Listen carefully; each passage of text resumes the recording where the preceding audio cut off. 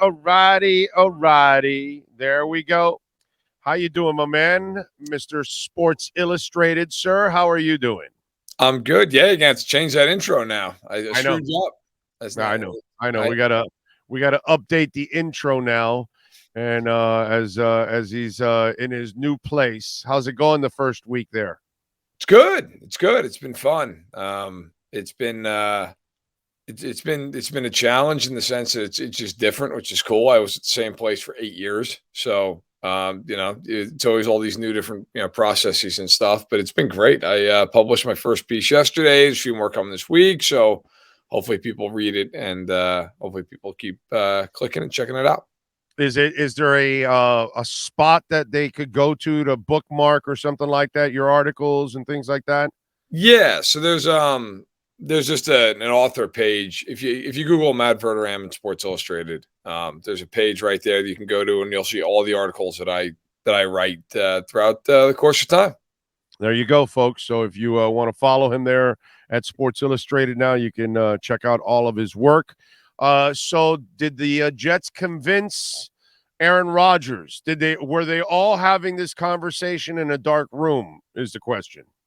That actually is a great question. Like, did they do this with any lights on, or was it just people screaming across the room and hoping that everyone is still there? Aaron, you still there? Aaron, you there? We can't see you. Look, I will say this right up front. Anybody who says they know how this is going to play out is a liar, because it's Aaron Rodgers, it's the Jets. Anything is possible. This could happen tonight. This could happen in a month. This could never happen. I mean, it just, who knows? I'm actually in the middle of writing a story right now where I'm talking to different sources who have been in personnel departments or are in personnel departments. And I've asked them, look, what would you trade for him? And so that'll be out later this week. I think it'll surprise some people. But if you're the Jets, like, obviously he's a much better quarterback than you've had since Joe Namath, but he's going to be 40 and he's really expensive. And he's also kind of a headache. Like, at what point do you say to the Packers, we're not going to go further than X trade package? And I think that's going to be really interesting, because the Packers right now, I think people are acting like they have all this leverage. Who else is going to trade for Aaron Rodgers? Like, where else is he going? So if you're the Jets, like, how much are you giving up knowing that there's really nowhere else? At least it's obvious at this point. Hey, listen, both trades, Lamar Jackson, you got to give him a fully guaranteed contract, which is what he wants, right? Apparently, that's what he wants. And you're going to have to give Baltimore 2 first-round picks, and you've got to be willing to change your entire offense for him. Plus, he's been injury-prone the last 2 years because he's a running quarterback who's going to take punishment. That's not going to change. He's all of a sudden not going to become a pocket passer like Tom Brady and get rid of it in 2.6 seconds every down. That's not going to happen. Aaron Rodgers, like you just said, he's approaching 40. He's a pain in the ass. You don't even know if he's really going to be with you for a year or two. Even if he makes a 2-year commitment, you don't even know if he changes his mind after 1 year. He's a total flake. And his numbers are declining now a little bit. So none of these trades are slam dunks. You know what I'm saying? No. And to me, that's where, when people start talking about this, and then, it's a conspiracy with Lamar, and couple teams are dropping out. No, dude, they're dropping out. It's not because they're conspiring, saying, yeah, none of us are going to. Bullshit, dude. If these owners have a player they think that can help them win, brother, they're going to sign them. They don't care. They don't care at all about that. They're not all going to get together and go against one player for some purpose or bullshit, dude.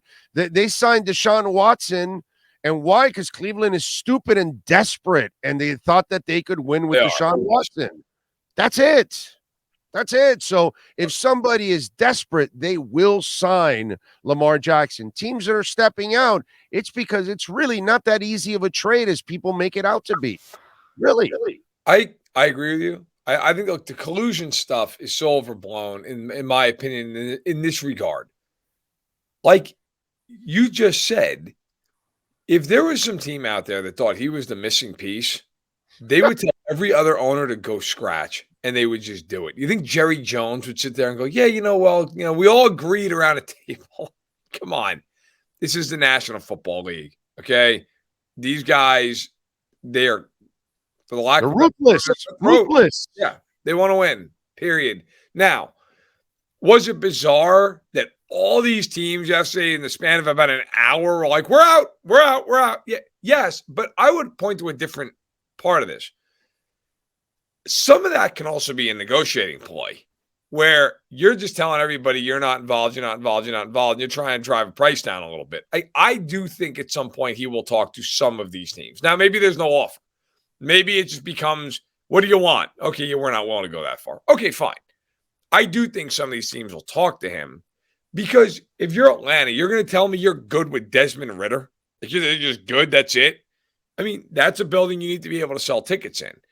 That said, talking to him and giving up 230, 250 guaranteed, and 2 first-round picks, that's different.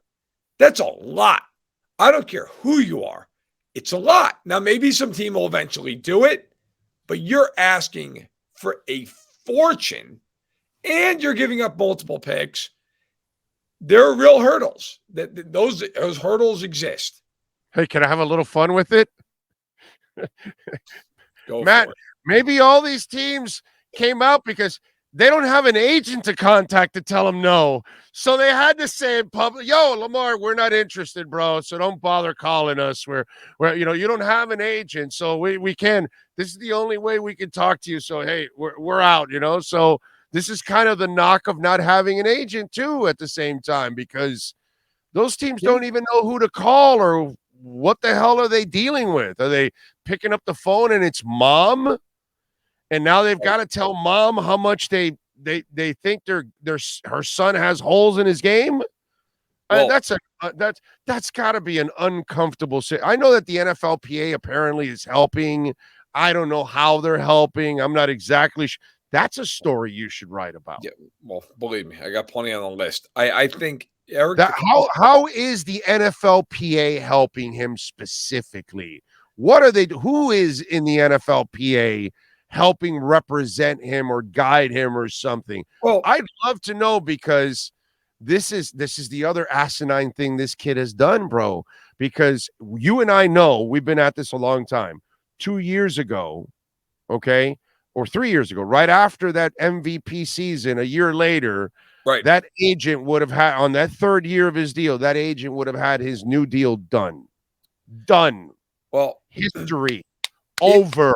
It matters that he doesn't have an agent, because Derek DeCosta flat out said that at the combine when we were all talking to him. He said, look, it makes it more uncomfortable. I mean, I'm paraphrasing, but he said basically it makes it more uncomfortable because you can't say things to a player that you would say to an agent. And it's true. I mean, it's obvious. Of course it's obvious. It's true. I mean, I think if you are Lamar Jackson, and let's say you get a month, maybe 6 weeks down the road here, and nobody's making you an offer anywhere near what you want, it's time to go to the Ravens and say, you know what? Let's make a deal. Let's make a deal. You were right. I couldn't get the money anywhere. Let's move forward. Because if that deal doesn't come, if none of these teams are willing to give you what you'd like, what is your alternative? To play out on the tag? That's dumb. Just sign the contract that Baltimore has been trying to get you to sign. Now, if you can get the contract elsewhere, God bless. Take the money and run. But if you can't do that by, let's say, the draft, then it's time. Then it's time to sit down with Eric DeCosta and say, all right, let's work out a deal that's good for both of us. I kind of feel like he has the blinders on. You know that? I think he has the blinders on. I think he's in his own echo chamber with his mom and his family. No, you deserve, guarantees. And I think he's kind of living in his world. And I'm afraid that that's the case. And I don't think that he's in the reality that some of these teams might be looking If, at. We'll see. if I nobody just don't know who's offers, going to be crazy enough to make the move that he wants them to make. 2 first rounders and a fully guaranteed contract. I just, I know there are people that would say, well, he could play it out and he'd go to free agency. And if he gets free agency, maybe he gets contract. I mean, maybe, but let's be real with this. Like, you're losing money every year that you're him and you're sitting there without a long-term contract. You're losing money and you're risking a fortune. right. And like, what happens if this year he plays on the tag and he's hurt again, or they don't win a playoff game? It's not helping. Like, Right. if I'm him and he doesn't get an offer, I would go to the table with Baltimore. But will he? I don't know. That's the question. That's the question. And by the way, this year hurt his value. Yeah, This he got year hurt again. by playing this final season on this deal, it hurt your value because you didn't put up the numbers, you didn't win the games, and then you ended up injured on top of all of that. And so it really ends up making you look bad. A lot of drives ended with field goals because you could not get them into the end zone. All these kind of things ended up hurting you because you kind of gambled on yourself. And by the way, by being on the tag this year, Baltimore has very little wiggle room to improve the team. And so that's not helping either. Like, Right. And I know there are other guys who are on these big number deals, but yeah, those guys have that long-term security. So at least you have that. At least you have this huge amount of money. Like, Lamar doesn't have long-term security, and he doesn't have a team that can get better around him because he's got the worst of both worlds. Like, now great, he's getting $32.4 million. I mean, nobody's crying over that. But for him, as weird as that sounds, he should get more than that. He should be getting paid more than 30. I mean, Daniel Jones has got $40 million a year. Yep. Okay. Like, Lamar Jackson is not getting the money he should be getting. And if he doesn't get an offer, fully guaranteed, by May 1, if I'm him, I'm trying to get a deal done as soon as possible. Get a lockdown. I think a holdout's coming. I think he's not going to sign. He's not going to sign the tender, and so he'll be able to hold out. And I think he's dead set on who he is and what he deserves, and that he deserves more than Deshaun Watson. And I think he's using that as a crutch. And the rest of the league is trying, not just the Ravens, but the rest of the league is basically telling you, hey, yo, dude, that was dumbass Cleveland. The rest of us are not doing that stupidity. That kind of shit is going on. Plus, I love when people use the Daniel Jones thing. Well, Daniel Jones got $40 million a year. Why isn't Lamar? Well, the Giants were in a desperate situation. Yeah. So they wanted to keep both Saquon and him. But the only way they could do it is to agree to a contract with Daniel, which, by the way, I think it's a bad contract. I'm not a Daniel Jones guy. I think he's mediocre to average at best. But Brian Daboll thinks, he can make them more. And at the same time, it allowed them to keep Saquon and keep him off the market. And that's why they did it, because they were in a unique situation that they had to figure out a desperate way. But again, desperate teams do stupid things. And that's kind of what the Giants did, just like the Raiders a few years back with John Gruden did a really stupid contract. These things happen, man. Teams make stupid deals. The Dolphins years ago, they signed Ndamukong Suh to back then, it's like the kind of contract that you give the dude from the Rams. What's his name? Aaron Donald. Yep. And, you made it sound like Suh was Aaron Donald type or Warren Sapp type, that he was going to change your entire defense when he wasn't that kind of defensive tackle in the first place. But it's a stupid contract that you think it's going to game change your entire franchise. Stupid teams do desperate things, and that's what the Giants did. It's funny. I have a piece coming out tomorrow on SI about desperate general managers and how free agency is like the biggest trap in the world. And one of the teams I use as an example were the 2013 Dolphins with Donnell Ellerbe and Mike Wallace. Yeah, there you go. Fortune, it did not work out. But but honestly, God, I ripped him when they signed Mike Wallace. Like, that guy was never a number one in any time zone, in he ran any straight year. down the field really fast. That's it. Yeah, He was a number 3, bro. A number 3. He's basically what like Marcus Valdes-Scantling is now. Just like, Right. hey man, you can go down the field, which is fine. But like, that's not. Yeah, you're not paying that guy a fortune. It's just, look, I would tell everybody on here, because the next time I'm on the show, we're going to be like approaching the new league year. It's going to be like hours away, but we'll have already had the crux of free agency because of the tampering period. I'm assuming a lot of people here are Dolphins fans. I'm sure others as well. But if your team doesn't sign a ton of guys, if your team isn't the winner of free agency, you're probably in good shape.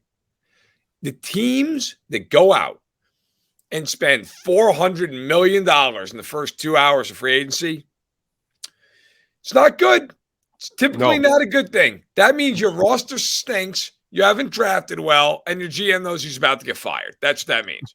Like, show me the team that's drafted well the last 5 years. It's like, you know what? Spend it all on free agency. Not doing that. You're not doing that. Maybe you get one guy. You're not going out and signing 4 or 5 guys. If you're doing that, it's because your roster stinks. Yeah. There's no doubt. By the way, what's going to happen with your Chiefs? Are they going to give Jones that deal? I think in fact, I know they would like to extend Chris Jones. The question is going to be, how much is it for? My thought would be he's clearly going to have to be paid right behind Donald as that second guy at that position. Isn't that what the report is, that he wants money right under Donald? Is that what it is, right? Yeah. And I've done some work on this. My feeling going into it was like 25 a year seems pretty fair, considering that he's going to be, in his 30s year soon. He's 29 next season. But I think the numbers got to be higher. I think the numbers got to be higher than that. So do you get to 28 million a year? I think that might be around the ballpark. Maybe around 70 guaranteed. I think that's probably what you're looking at. I do believe they will get it done. Now, will it be done next week or will it be done in July?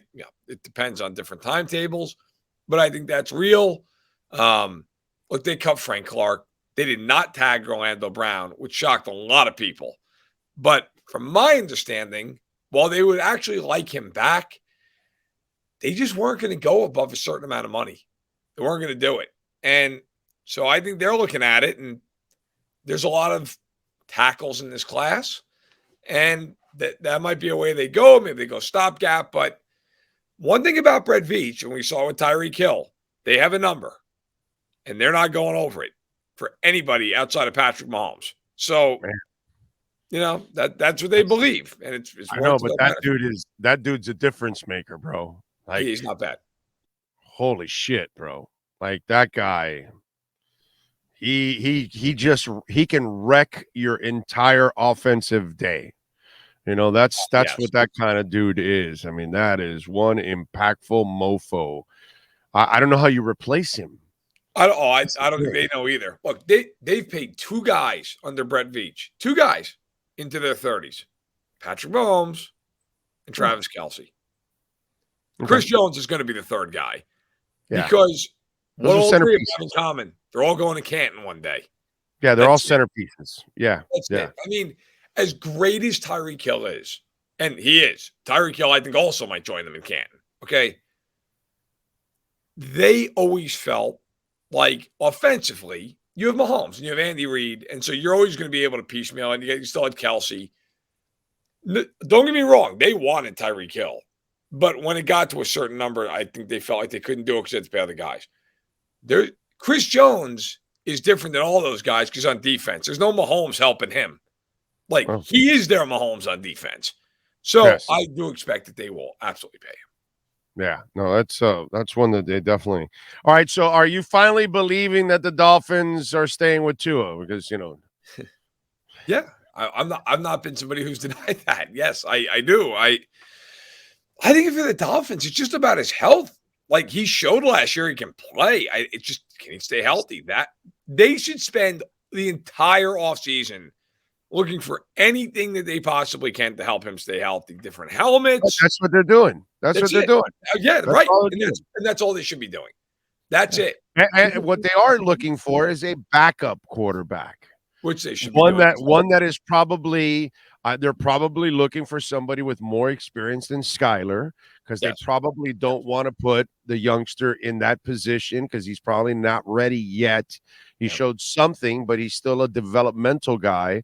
That's the quarterback that they're looking for. They're not. They have never been looking for anybody to unseat, or to replace him or to move on from him. But I'm sure they are looking for an Andy Dalton or a Gardner Minshew or someone of that ilk to be the backup quarterback, just to kind of keep things afloat, because the kid has had an injury history. That's it. Yes. That's what they're looking for. Nothing more. Miami, and I agree with you. I think, look, if you're the Dolphins, like Sam Darnold makes sense. I'll give you a guy who I don't love in Miami, because if he has to play, I think you can win games with him. It's Taylor Heineke. Yeah, I like him too. Like Heineke's the kind of guy. I like Minshew, Dalton, or Heineke. Get me any of those three, and I think they're perfect backups. I agree, because first of all of them have the temperament to do it, which is important. Right. Like people all the time will look at quarterbacks and go, I want the best guy in the market as my backup. No, you don't. You don't. Because, like, if you bring in Baker Mayfield to be your backup quarterback, you think Baker Mayfield's just going to be happy to sit there and hold the clipboard? Yeah, he's gonna open his mouth at one point. He wants to start. He wants to play. And it also becomes hard, like, and that's not a knock on him, but it's just reality. Like, he's a guy who still thinks he can play as a starter. Darnold, we might be getting past that point. We are past that point with Dalton, and I think Heineke's willing to accept the fact that he's a marginal starter. And Minshew too. I think Minshew can handle the backup spot too with no problem. Yeah. I mean, I think absolutely. He's done it. So you can do those things with those guys. Whereas if you bring in a guy like who's a starter, it gets weird. It gets weird. Like, those guys don't want to be there in that capacity, and that makes it much more difficult.